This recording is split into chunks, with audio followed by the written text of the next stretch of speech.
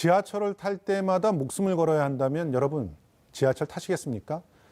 우리에게는 안전하고 편리한 지하철이 누군가에게는 죽음의 장소가 되고 있는데요. 두 분 편을 모시고 자세한 이야기 나눠보겠습니다. 먼저 문혜린 서울장애인차별철폐연대 사무국장 모셨습니다. 안녕하세요. 안녕하세요. 처음 뵙겠습니다. 예. 정종화 36대 보건복지대학장이자 사회복지학과 교수님 모셨습니다. 안녕하세요. 안녕하세요. 정답입니다. 예. 자, 이 질문서부터 해봐야 될 것 같습니다. 지난 2일이었습니다. 박원순 서울시장이 하루 동안 휠체어를 타고 서울 내 대중교통 체험하겠다 이렇게 약속을 했는데요. 그런데 사무국장께서 보시기에는 네. 박원순 시장의 첫 체험 장소가 신길역이 돼야 된다. 네. 이렇게 주장을 하셨어요. 네. 왜 하필이면 신길역일까요? 저도 박원순 시장님의 이런 기사를 들었는데요. 예. 사실상 시장님이 하루 동안 휠체어를 타고 장애인의 이동권의 문제점이 무엇인지 파악을 하시겠다는 점에 있어서 대단히 좀 감사하다는 마음은 들지만 한편으로는 이 장애인의 이동권의 문제가 어제 오늘 하루 이틀 만의 문제가 아니었거든요. 그렇죠. 이러한 문제들이 지속적으로 있어왔고 이런 문제들을 지속적으로 문제제기를 했음에도 불구하고 여전히 이런 문제들이 남아있다는 것은 예. 아직까지 서울시가 그리고 교통공사가 제대로 문제를 해결하지 못한 점에서 남아있다는 부분이거든요. 예. 그러한 부분에서 서울시가 어쨌든 약속한 부분, 그 엘리베이터 100% 설치를 약속했던 부분에서 여전히 지켜지지 않고 있는 가운데 그런 과정에서 장애인분이 작년에 신길역에서 리프트를 타다가 떨어져 사망한 사건이 있었어요. 네, 작년 10월이었죠? 네, 예. 그래서 저는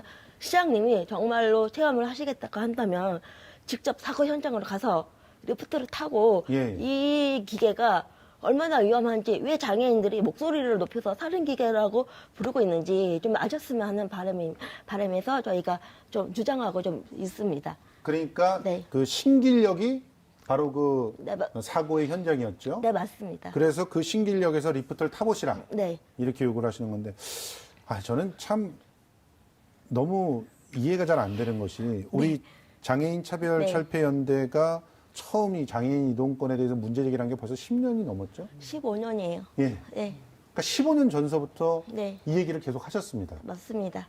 그런데 아직까지도 네. 저상버스가 제대로 도입이 안 되고 있죠. 네, 15년 내내 얘기하셨는데. 맞습니다. 그리고 15년 내내 이 리포트 문제 있다고 얘기하셨는데 아직까지 문제가 해결되지 않고 있죠. 맞습니다. 자, 서울교통공사와 서울시가 책임을 인정하지 않고 있는 이유는 뭡니까? 우선은 책임을 인정하고 공개 사과를 하려면 그에 따라 저는 책임을 따라야 된다고 생각을 합니다. 예. 근데 이 신길역과 비슷한 사례로 지난 좀 됐는데 그 2002년에 발산역에서 예. 장애인분이 리프트를 타다가 예. 도중에 추락해서 사망한 사건이 있었습니다. 예. 그때가 이명박 시장이었던 시절이었는데요. 예. 그래서 그때 장애인들의 요구로 어쨌든 이명박 시장이 공개 사과를 했었고 예. 그리고 이따가 또 그 재판 중에 있었어요. 근데 예. 재판에서 저희가 승소를 했거든요. 예. 그러고 나서 이명박 시장이 분명히 이때도 약속을 했어요. 엘리베이터 100% 설치를 저녁 사이에 설치를 하겠다. 그리고 나서 시간이 지나서 다시 작년에 신길역에서 또 다시 사망 사건이 일어났어요. 근데 네. 이 신길역 사건은 리프트를 타다가 추락한 게 아니라 리프트를 호출을 하려던 중 예. 계단으로 추락해서 사망한 사건이거든요. 그래서 교통공사 측은 자신의 기준에서 안전 매뉴얼에서 벗어나지 않았기 때문에 자신들의 잘못이 아니라는 거예요. 아하. 그런데 저희들의 주장은 리프트를 타려던 순간부터 입구부터 호출을 하려면 이 호출의 방식부터 계단 끝에 달려 있기 때문에 장애인들이 계단 끝에 가달아서 호출을 할 수밖에 없거든요. 그 순간부터 이미 위험성이 발생되고 있다는 점이에요. 맞습니다. 그렇게 된다면 예. 공사 측에서 말한 이 안전의 기준이 어느 누구의 기준인지 과연 이 사용하는 사람들의 기준인지 좀 묻고 싶고 그리고 지금 공사 측과 유가족과 장애단체가 재판 중에 있습니다. 예. 그래서 이 공사 측에서 사과를 하게 된다면 재판에 영향을 미칠까봐 사과에 대한 언급을 좀 자제를 좀 하고 있는 것 같고요. 예. 그리고 서울시는 이미 아까 제가 얘기를 드렸지만 2015년에 분명히 약속을 했는데도 불구하고 이행하지 않는 점에서 여전히 묵묵부답을 하고 있는 상태에서 왜 사과를 하지 않는지 저도 좀 궁금합니다. 예, 알겠습니다. 자, 이게 사실은 상식적으로 납득이 안 되는 이유예요. 네, 맞습니다. 이게 저도 뭐 공공기관에서 일을 해봤지만 그 우리가 축제를 열어요. 그러면 그 공간 안에 들어오시는 모든 분들에 대해서 사고가 있었을 때 책임을 져야 되는 게 그래서 다 보험도 들어놓고 예, 그러잖아요. 그렇죠, 그렇죠. 그런데 우리 공간이에요. 서울교통공사의 공간이죠. 신길역 자체는 그 공간에 리프트에 타기 직전에 거기서 떨어졌기 때문에 우리 책임이 아니다 이렇게 말할 수 있는 겁니까? 교수님? 관리 책임이 있는 거죠. 아니 그러니까 기본적으로 그 기계를 운영을 하는 것도 서울교통공사일 테고 그 공간을 쾌적하게 그래서 이용을 하기 편하게 관리하는 것도 교통공사의 책임일 텐데 그런데 리프트에 타기 전에 사고가 일어났기 때문에 우리 책임은 아니다. 이런 해명을 과연 누가 납득할 수 있을까 하는 생각이 듭니다. 뭐 사실은 그 지금 신길역 사건 그 네. 사고는 5번째 사망 사고라고 볼 수 있는데요. 그렇습니다. 네, 2001년 이후에 휠체어 리프트에 대한 문제를 계속 지속적으로 제기해 왔고, 예. 네, 그런 문제를 이제 개선하기 위해서 여러 자문도 거쳤는데, 예. 근데 실질적으로 이 리프트가 이제 철거되지 않고 엘리베이터가 없는 곳은 아직도 예. 존재하고 있는 게 사실이고, 예. 그래서 오이도역, 뭐 발산역, 그리고 이제 인천 신선역, 화서역, 예. 그리고 신길역에 이르기까지 예. 5명의 사망자와 또 예. 중증의 그 장애인들이 그 이제 사용하는 그 매뉴얼 이야기하지만 매뉴얼을 사실 모두 이렇게 숙지하고 이렇게 그 운영하는 사람은 없거든요. 예, 그렇죠. 예, 그렇기 때문에 중증 장애인의 입장에서 한 번 더 생각을 해보고 예, 운영에 대한 거를 생각을 해야 되는데 이제 원래 그 리프트는 그 이 영무원이 그 같이 이동해서 그 움직이는 기계거든요. 예. 근데 영무원이 그 아무리 불러도 오질 않습니다. 예, 그렇기 때문에 영무원도 없고 본인이 조작을 해야 되는 그런 상황이어서 예. 사고가 많이 날 수 있는 위험을 항상 가지고 있는 거죠.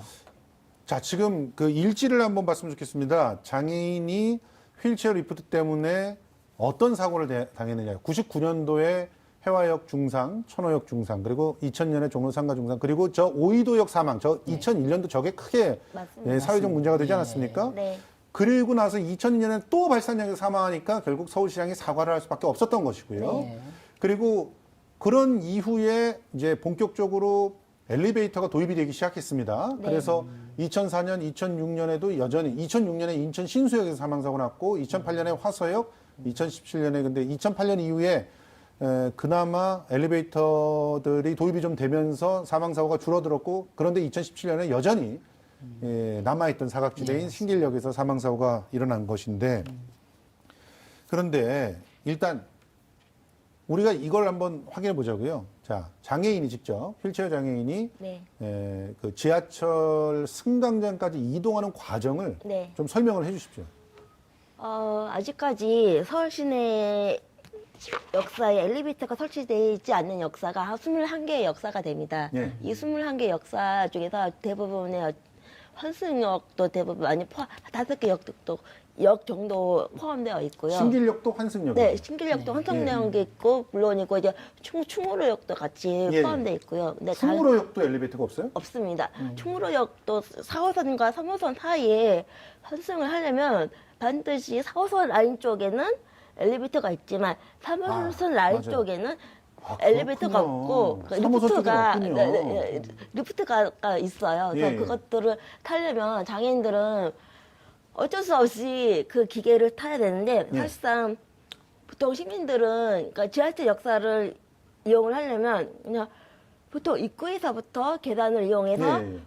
중간에 환승역 그 승강장을 지나서 예. 승강장을 빠져나와서 플랫폼까지 내려가잖아요. 그렇죠. 예. 근데 이러한 시간이 보통 시민들은 2, 3분 빠르면은 3, 4분이라고 걸리는 그렇죠. 것 하지만 예. 장애인은 중간에 엘리베이터가 없고 리프트가 있다고 한다면 예. 한 15분에 20분 정도 시간이 걸립니다. 예. 왜냐고 하면은 리프트가 항상 양쪽에 있는 게 아니라 한쪽에만 맞아요. 맞습니다. 예. 설치되어 있고 그리고 계단이 이게 여러 개가 있는데 그 중에 하나만 설치되어 있는 거죠? 맞습니다. 그리고 예. 이게 속도가 굉장히 늦어요. 맞아요. 속도가 굉장히 늦는데 계단의 높이에 따라서 짧은 계단의 높이 같은 경우에는 한 5분 내외로 걸리지만 예. 신길역이나 신길역은 엄청 길죠, 지금. 네, 네. 충무로역이나 그리고 충무로역도 또 그렇고요. 부산역이라는 곳도 있어요. 예. 이 부산역 같은 경우는 10분 이상의 시간이 걸립니다. 맞습니다. 그래서 한 명의 장애인이 아니라 두세 명의 장애인이 이용을 한다고 한다면 큰일이네요. 보통 30분, 40분의 시간이 걸리는 거죠. 그렇네요. 네. 자, 그리고 또 길다라고 하는 건 굉장히 높은 곳에서부터 내려가는 거잖아요. 맞습니다. 그러다가 만약에 발판 같은 데가 꺾어지기라도 한다면 그냥 추락을 해버리는 상황이죠. 사실상 이 리프트라는 기계가 보시면 아시겠지만, 그러니까 평평한 그 철판 같은 거예요. 예, 맞아요. 철판에 그 보장구, 그 휠체어를 보장구라고 예. 하거든요. 보장구를 이용하는 장애인들이 올라서면 보통 무게가 100kg에서 150kg 이상 됩니다. 맞습니다. 이 무게를 오로지 이 철판 하나로만 견뎌야 되는 거예요. 그렇죠. 그래서 예. 중간에 이 리프트가 중간에 멈춰 서거나 예. 아니면은 정말로 까딱 잘못해서 추락해버리면 예. 그걸로 끝인 거예요. 그렇습니다. 아니 이런 리프트를 사실상 계속 강요하고 있는 거지 않습니까? 지금 만약에 정말 비장애인 보고 타락을 했던가 아니면 장관님들 보러 이거 타고 다녀야 된다고 했었으면 당장 시정하지 않았겠어요? 저도 한번 타본 적이 있는데요. 예.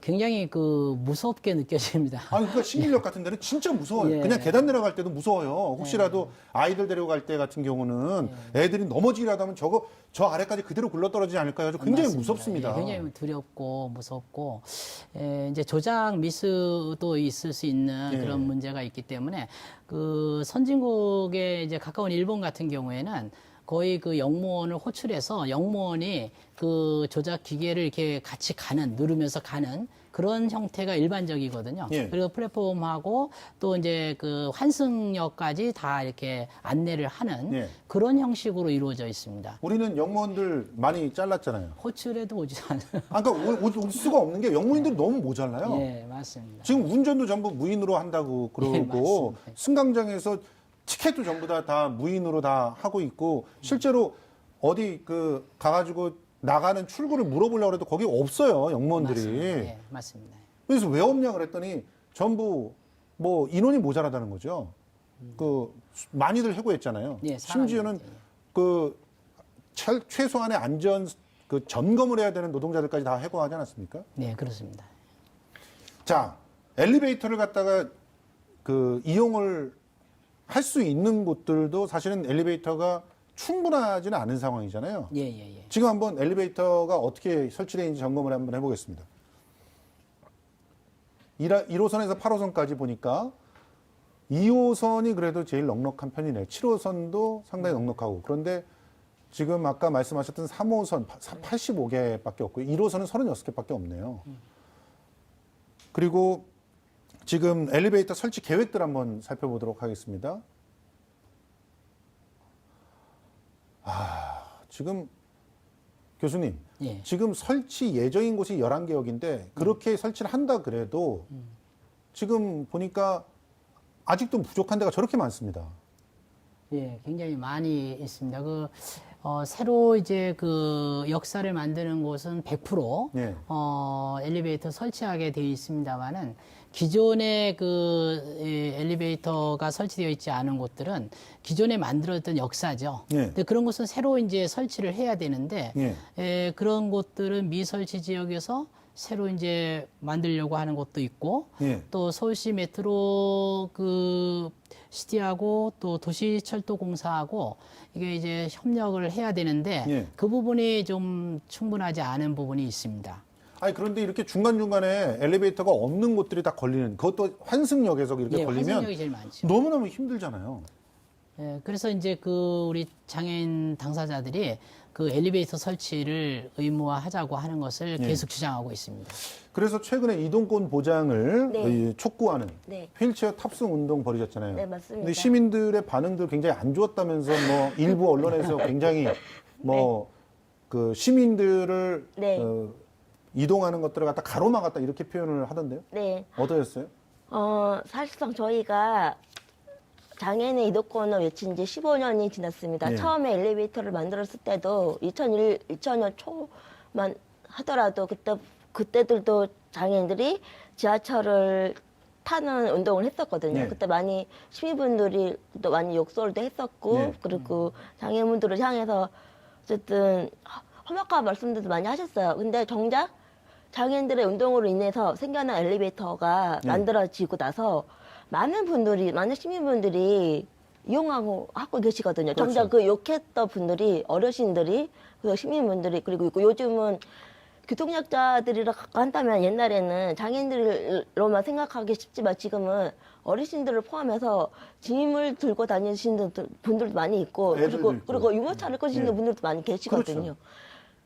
근데 예전에는 유모차 끌고 지하철 타는 거 꿈도 못 꿨잖아요. 꿈도 못 그렇죠. 꿨죠. 예. 근데 지금은 엘리베이터라는 이런 편의시설이 있기 때문에 이게 가능해진 거죠. 그렇습니다. 그럼에도 불구하고 장애인들이 유독 먼저 나서서 외치는 것은 그만큼 장애인들이 이동을 하는 데 있어서 가장 먼저 제약을 받기 때문인 거고 그렇습니다. 그래서 저희들이 다시 매주 화요일마다 저희가 시청역에서 진행을 하고 있거든요. 예. 진행을 하고 있는 이유는 서울시와 교통공사로부터 공개적인 사과와 그다음에 분명히 서울시가 약속했던 부분 2020년까지 서울 시내 전 역사에 엘리베이터 100% 설치에 대한 것들을 다시 한번 확답받고자 요구를 하고 있고 알겠습니다. 그 과정에서 시민분들이 욕설을 하고 계시는 분들도 많이 계시지만 저희들의 이러한 요구를 이해하고 예. 지지하고 계시는 분들도 많이 예, 그렇습니다. 계시거든요. 사실은 네. 약자가 편안하게 다닐 수 있는 곳은 모든 사람들이 편안하게 다닐 수 있는 곳이란 의미이기 때문에 네. 당연히 이런 부분들이 돼야 된다고 생각하는데 네. 지금 저상버스 한번 살펴보자고요. 예. 저상버스는 보급률이 얼마나 됩니까, 교수님?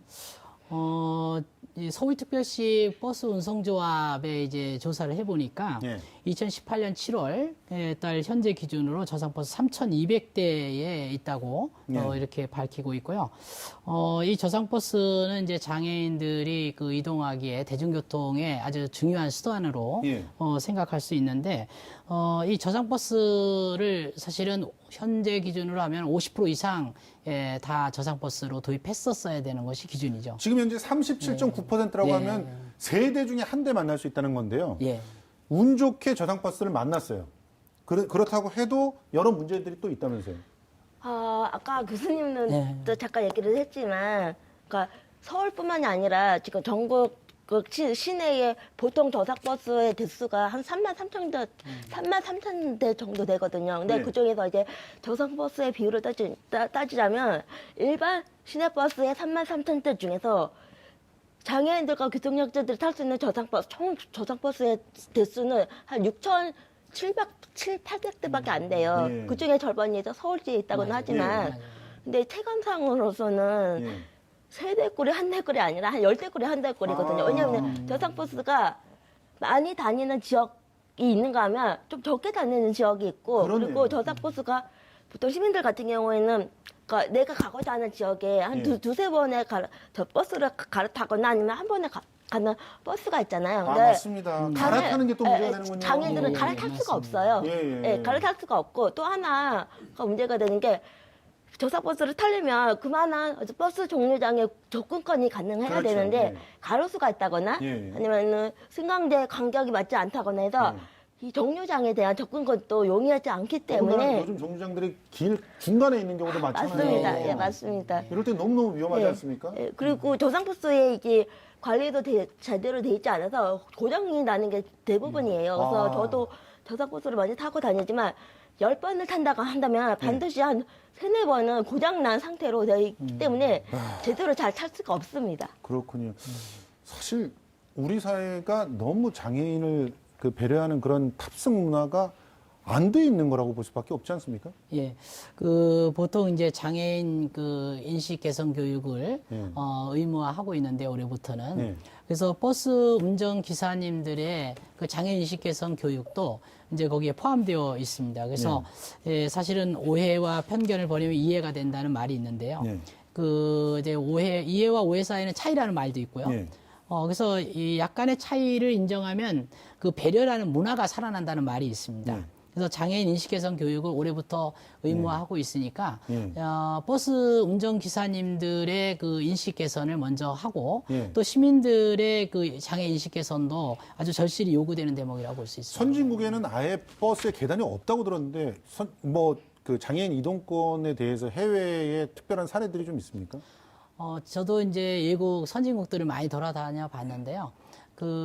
물론 지금 말씀하신 것처럼 100% 배리어 프리화 되어 있지는 않습니다. 왜냐하면 우리나라보다 선진국들은 먼저 그 지하철을 설치를 했고 또 엘리베이터를? 오래된 엘리베이터 설치를 했기 때문에 그 역사적으로 봤을 때는 100%는 아니어도 처음에 설치할 때부터 이제 배리어 프리를 더 먼저 생각한 그 유니버셜 디자인을 도입했다는 측면에서는 선진국이라고 볼 수 있는데 이제 오래된 역사일수록 사실은 엘리베이터 설치가 어렵기 때문에 리프트가 설치할 수밖에 없는 그런 상황이 있습니다. 그래서 한 가지 이제 사례 우리 옆에 이웃 나라인 일본의 사례를 들으면 일본도 우리나라보다 훨씬 오래전에 이 지하철을 이제 설치를 했고 또 이 리프트를 처음에 설치하다가 엘리베이터를 이제 설치하는 그런 역사들이 많습니다. 근데 중요한 것은 이동 편의 문제를 해결하기 위해서 영무원들 인적 자원을 적극적으로 도입하고 있다고 하는 것이고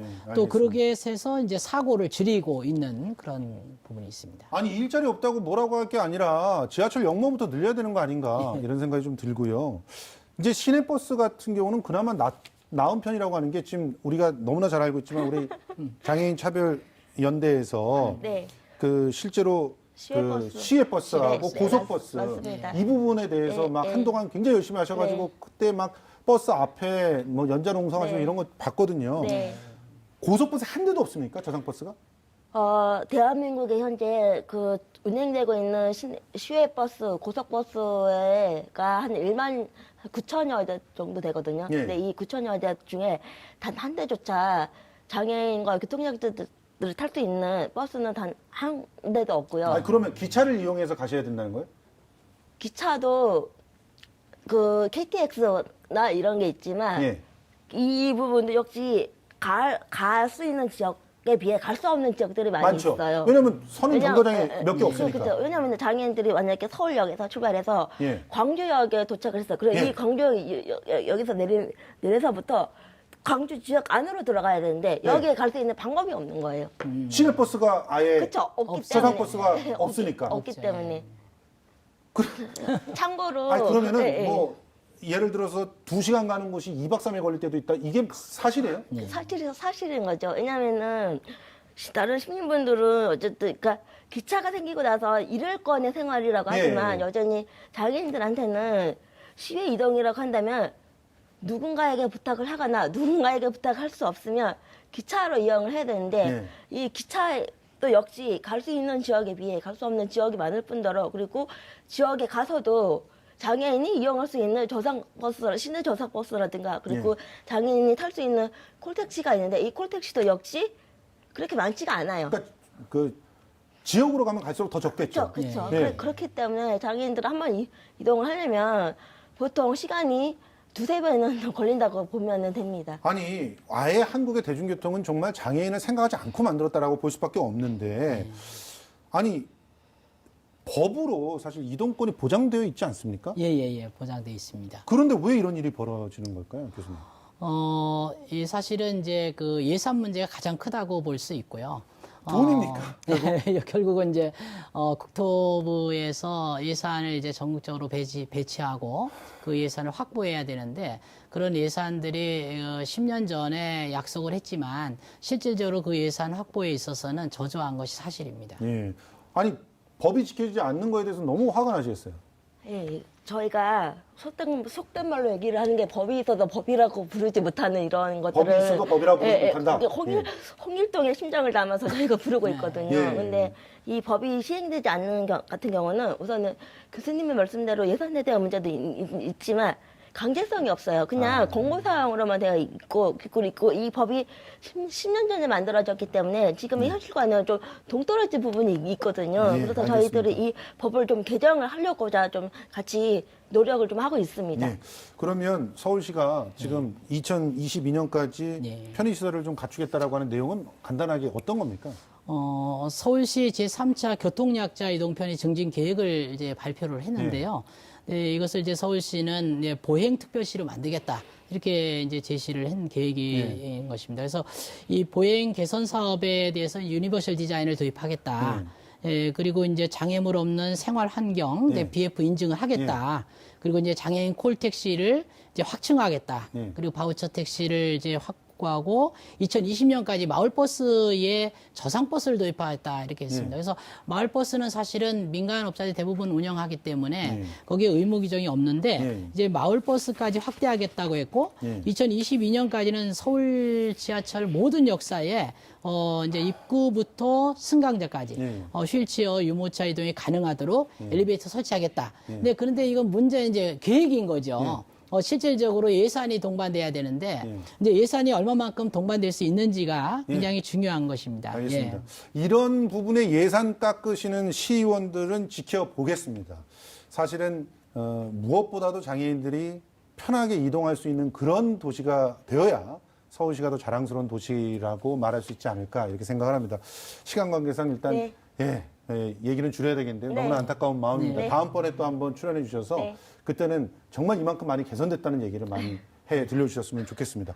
자, 지금까지 문혜린 서울장애인차별철폐연대 사무국장 그리고 정종아 36대 사회복지학과 교수와 함께했습니다. 두 분 고맙습니다. 감사합니다. 고맙습니다.